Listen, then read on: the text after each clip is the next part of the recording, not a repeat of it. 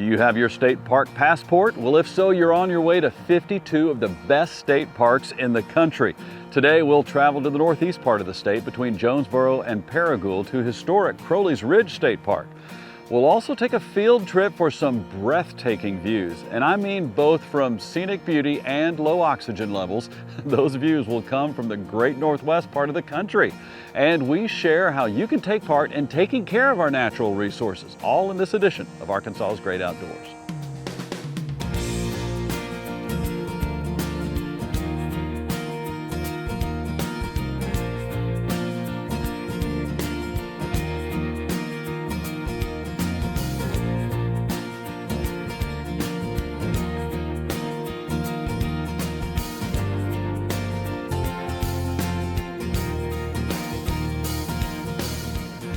One of the first state parks in our state history resides just north of Jonesboro and packs quite a lot into a small area.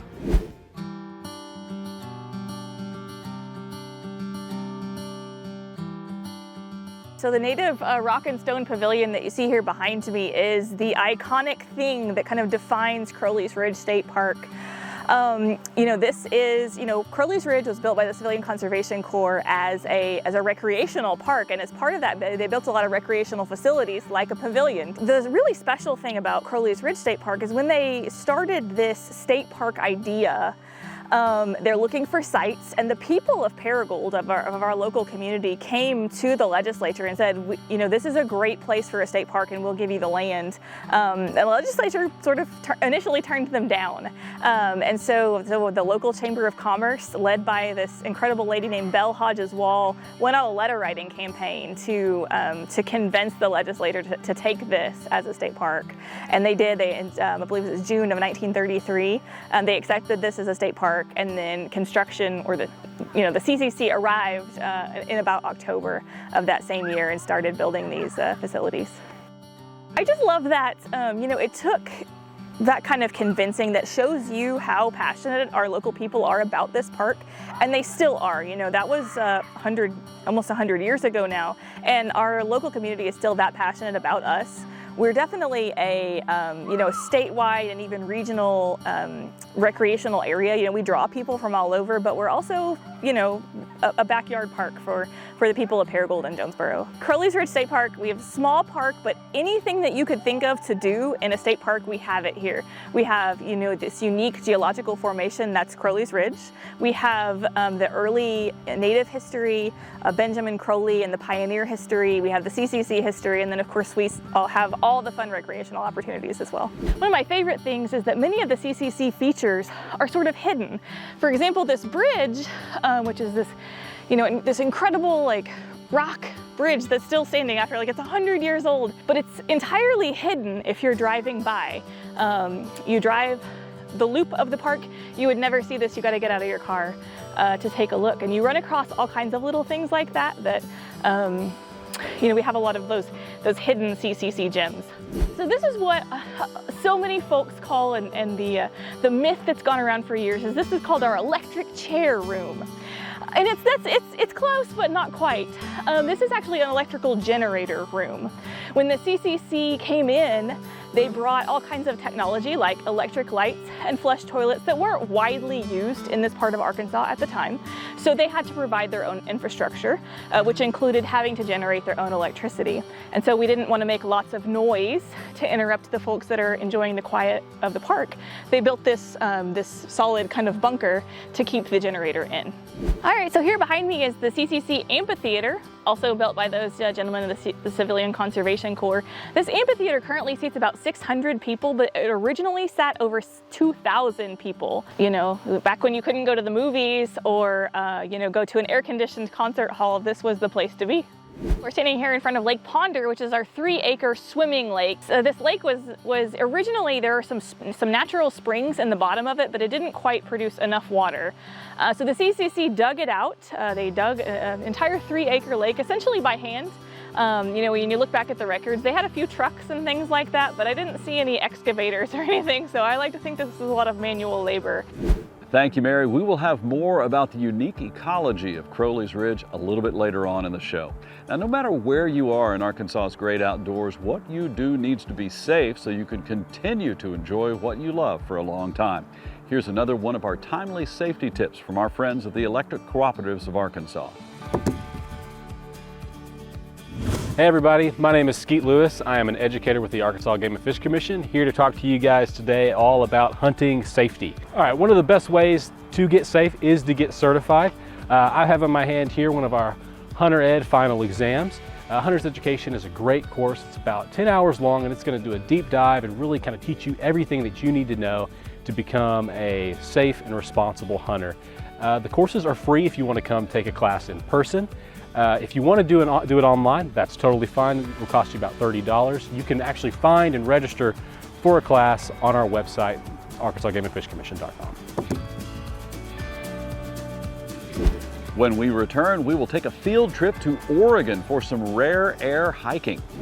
Arkansas's great outdoors is brought to you by Bad Boy Mowers, by Visit Hot Springs, America's first resort, by the Electric Cooperatives of Arkansas, by Vexus Boats, and by Certified Arkansas Baitfish, the safe bait. You'll find us at the end of a lot of long country roads, covering over 60% of the great state of Arkansas. Our 17 electric distribution cooperatives are working day and night to provide reliable, affordable power to over 500,000 homes, farms, and businesses, just like yours. The Electric Cooperatives of Arkansas, your local energy partner.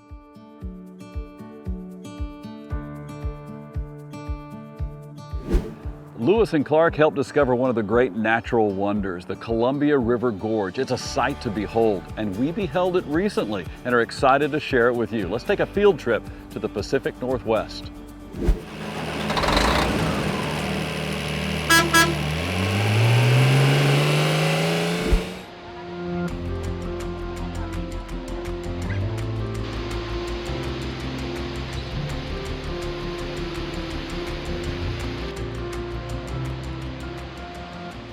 Hello everyone, we've got an exciting field trip for you today. We're coming to you from the great Pacific Northwest.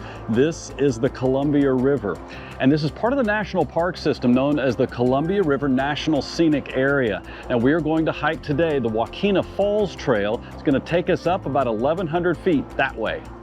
Many people have seen the postcards of the famous Multnomah Falls. 1.5 million tourists visit the lodge every year, and the falls are fantastic with over 600 feet of drop. But right next door, just a few hiking minutes away, is Joaquina Falls. Now Joaquina, translated, means most beautiful in the Yakima Native American language, and Lee and I would agree. The views are grand and the pitch is steep as we climb well over 1,000 feet to get to the top of the source of the water. Along the way, we saw a couple of beautiful falls, not as majestic as the neighboring 600-footer, but this one at over 240 feet was every bit as beautiful, if nothing else, because we were able to get so close.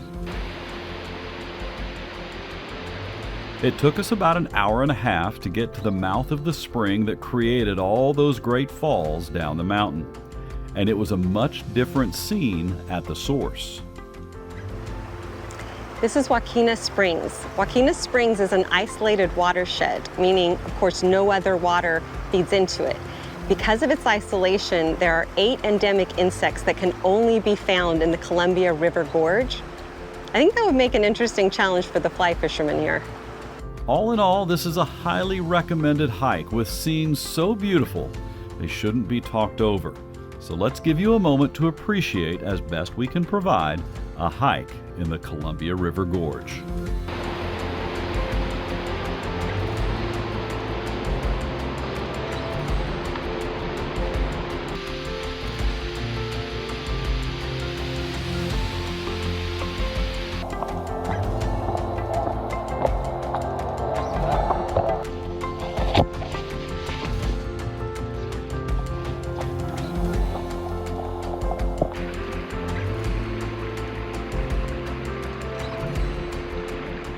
We're here with Nathaniel. Nathaniel, tell us a little bit about your role here. Yeah, I'm the trails manager for the Columbia River Gorge National Scenic Area. I work for the Forest Service, which is part of the United States Department of Agriculture.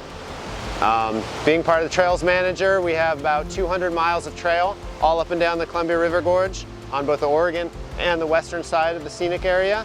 And maintaining historic trails like this, the Joaquina Trail, is a big part of my job. What is the history of the Columbia River Gorge? Yeah, great question. It has a super rich human history. Native Americans have been in the area for probably at least 14,000 years, and that was maybe one of the longest term continuously inhabited places on the North American continent, just right up here. So it's a very rich history for those millennial. And then Lewis and Clark passed right through here along the river in 1805. William Clark noted these waterfalls in his journal on their way to the coast, where they stayed for a month, and then they headed back up the river on their way back. Coming up in the show, we will hear more from Trails Manager Nathaniel Brody. We talk about 300-year-old trees and how he climbs them as part of his job. While we were hiking, we were sure grateful for Mallory Lindsay's hiking tips. Here's another one for you right now. So when I first started hiking, finding the right shoe for me was probably the most intimidating thing to consider. There's so many options, as you can tell. So we're gonna break down probably the 3 most common options that you're gonna encounter. First is like a trail running shoe. Now these shoes will look very similar to a tennis shoe. They're gonna have a little bit more traction, but the main thing about these is they're very flexible compared to the other hiking shoe. So not a ton of support, but a lot of flexibility with the traction. Next, we have your day hiking shoe. So this is gonna be a little bit more rugged than your trail hikers. They're gonna have some really great traction on the bottom. They might be water resistant or even waterproof. They have a little bit more firmness in the outer sole, so it's going to require less time to break in than maybe a multi-day backpacker shoe, but it's still going to give you some really great support. Next is your backpacker boot. Now these guys, I highly recommend if you're gonna go backpacking, get these about a month before, because they need to be broken in or else you're going to get blisters. These have a really rigid outer sole. The lug pattern on the bottom is going to be much deeper. With the lug pattern being deeper though, the tighter the lug pattern is, the more the mud is going to stick. So depending on what terrain you're gonna be going in, you really wanna look at what that pattern is. Another great accessory or something to consider when you're buying a boot or one of your hiking shoes is an ice spike. Now these go on the bottom of the boot, and that helps to add more traction. So if you're going through ice or snow, then it can really dig in and keep you safe. When Arkansas's Great Outdoors returns, we will head back to Crowley's Ridge State Park and learn more about the ecology and take a trip in a kayak on Walcott Lake.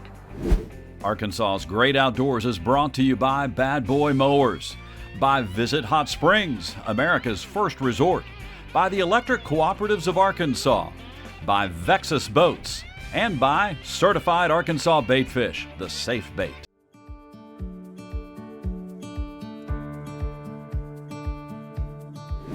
There's a lot to see and do at Crowley's Ridge, and our guide today is Superintendent Mary Buckman. Now, she's very passionate about the place that she knows and says Crowley's is one of her favorite state parks. She loves sharing its story. All right, so our most popular trail is the Dancing Rabbit Trail, and I think it's because it's located right here behind the visitor center. You pull into the park, you say, I want to go on a hike, and we say, here you are at the Dancing Rabbit Trail, but it's also a really great example of the ridge. The Ohio River used to flow on one side and the Mississippi on the other, left kind of a little island in the middle. And at the same time, you have glacier action happening, and glaciers grind up the rocks. And rocks, this ground rocks blows across the plains, and it landed, here on this island, and it stuck. because we were kind of a little bit raised elevation. And today we call that type of soil that are those glacial deposits, we call that loess. Which is not spelled, it's L-O-E-S-S, loess, is the type of soil that we have here on Crowley's Ridge. It's very light, it's easy to dig, but it's also very prone to erosion. So any place that you have some water running, like in a ditch, it's going to be eroded very badly. Because Crowley's Ridge is such a unique landform, we have different types of plants and animals that you won't find anywhere else in Arkansas. In fact, it's very similar to the Western Appalachians as far as some of the trees and things. But one of the most popular ones that you hear about, or the most famous one I think that you hear associated with Crowley's Ridge, is the tulip poplar, which we have many of here at Crowley's Ridge State Park. Probably the coolest feature of the trail that people really enjoy is a swinging bridge that goes across what's called the Dancing Rabbit Arroyo. And an arroyo is just a fancy word for a ditch or a creek. It's a small canyon where a wet weather creek runs through. And so the trail is named after the Dancing Rabbit Arroyo. And allegedly the name comes from a Native American legend that features a dancing rabbit. So this is a monument to Benjamin Crowley, the first, pioneer settler in this area. The park was actually his homestead. And so while the CCC is building the park, someone had this great idea to build a monument to him. And they had local children bring rocks from all over Greene County, which is what they used to build the monument. This one is our least visited CCC hidden gem. This is what we call the CCC Comfort Station. And comfort station is just a euphemism for bathroom, like outhouse, toilet. You didn't necessarily want to say, I want to go to the toilet, but a comfort station was a very polite way to say that you needed to use the outhouse. I think this is the least visited because it's kind of maybe the hardest to find. It's just a few steps down a trail. I love it when visitors come in. There's a photo of this building in our visitor center, and I'll always challenge our guests, see if you can find it. So in addition to our small lake ponder, we have a little bit larger lake, the 31-acre Walcott Lake, which was probably built in the late 60s or early 70s as a fishing place. It's a great spot to see wildlife, and you can also get some really good views of the Mississippi Delta as you're standing on top of Crowley's Ridge.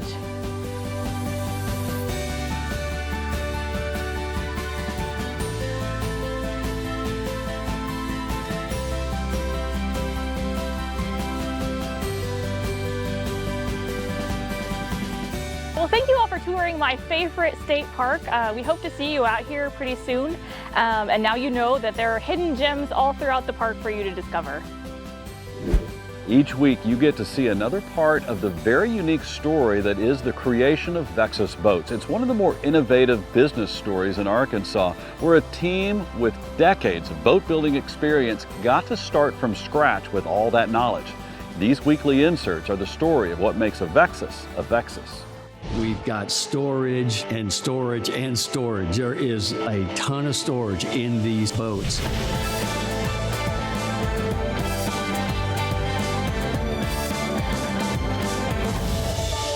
Storage is paramount in our boats, and so whether it's the port side rod box, center rod box, or the starboard storage box, we've got tons of room for an angler to have all of his rods, all of his tackle, rain suit, rain gear, helmet, anything that you need to have on the workstation in the front of your boat, we're able to accommodate in Vexus. I call them storage friendly because you can just put so much in here and you can get at it. It's not one big jumbled box. I took everything out of my last boat, put in this boat, and then I had half the boat filled up, so I could have doubled what I had. Most people will put their stuff in there and realize they can go buy more stuff. When you open a Vexus lid, first of all, you're going to notice that we have a striker plate on our lid to where you're not going to be able to shut that lid and damage your gel coat or your hard case paint when you shut your lid. You're going to see that the boxes are deeper. There's more room in there. They're a fiberglass gel coated box. It's not just a rotomolded plastic box that drops in or even pulls out. The fishability and the space inside the product itself and the way that the boat performs and handles the rough water, our product is heads and shoulders above anything else that's out there.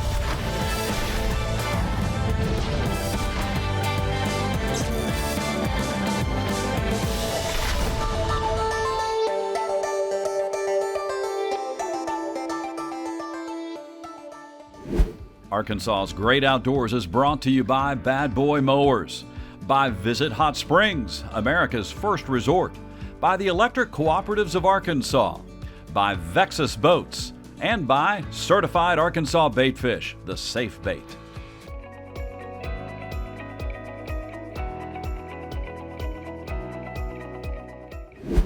Before we close out today's show, let's take another look at the amazing sights from our field trip to Oregon in the Columbia River Gorge.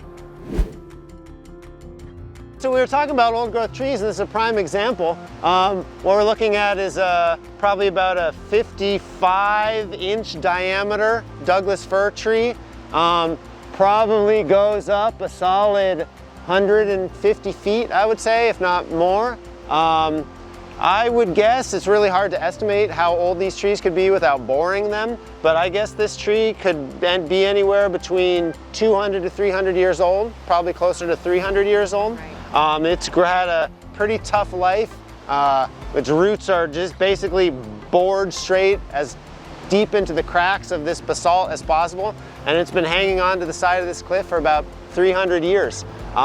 It's getting plenty of water. It's getting plenty of wind, but we do get big wind events that come down this gorge that can hit 90 miles an hour. So this thing is a survivor. It's seen a lot, and it would have some stories to tell. I've heard that the stronger winds, the more adversity the trees go through, the stronger they are. Well, we noticed when we do have to cut down trees a lot, the wood fiber is extremely good in this area, in part because these trees are accustomed to that bending. Their fiber is been well tested.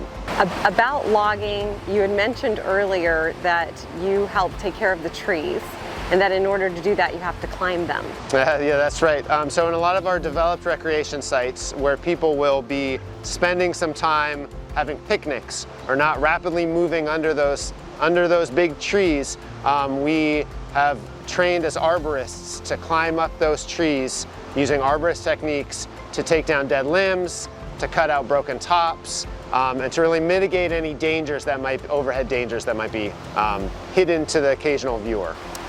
Meaning falling limbs. Falling limbs, yes, falling limbs, yeah. So we climb up the tree and take down those falling limbs, and it is a super special thing to be 200 feet up in the air, and the wind will start blowing and the whole tree will be moving back and forth. You get a great view of the river, great view of the cliffs, and you can feel very vulnerable up there, but it is a special moment. The best thing about my job is I get to be outside as much as I do. I get to be outside in a beautiful place that people travel to from all over the world to experience. One of my favorite writers is a local poet and philosopher, Gary Snyder. He said, "Find your place on the planet, dig in, and take responsibility from there." Which I really like that. And working trails, working for the Forest Service allows me to dig in and know the place in that special way. As the beneficiaries of your work, we want to say thank you for all that you do. Thank you, Lee. Yeah, I appreciate it.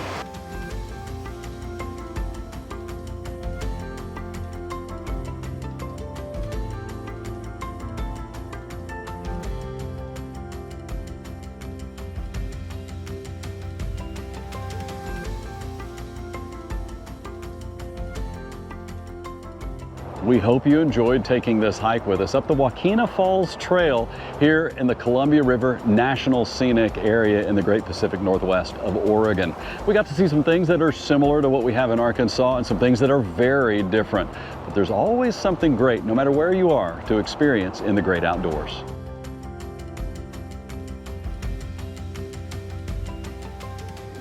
We thank you for watching today. We visited the Northeast and the Pacific Northwest. Now, Arkansas has amazing state parks, and you got an appreciation for the history of Crowley's Ridge and saw some hidden gems that most people don't know about. And if you travel to Oregon, you have another must-see hike along the Columbia River.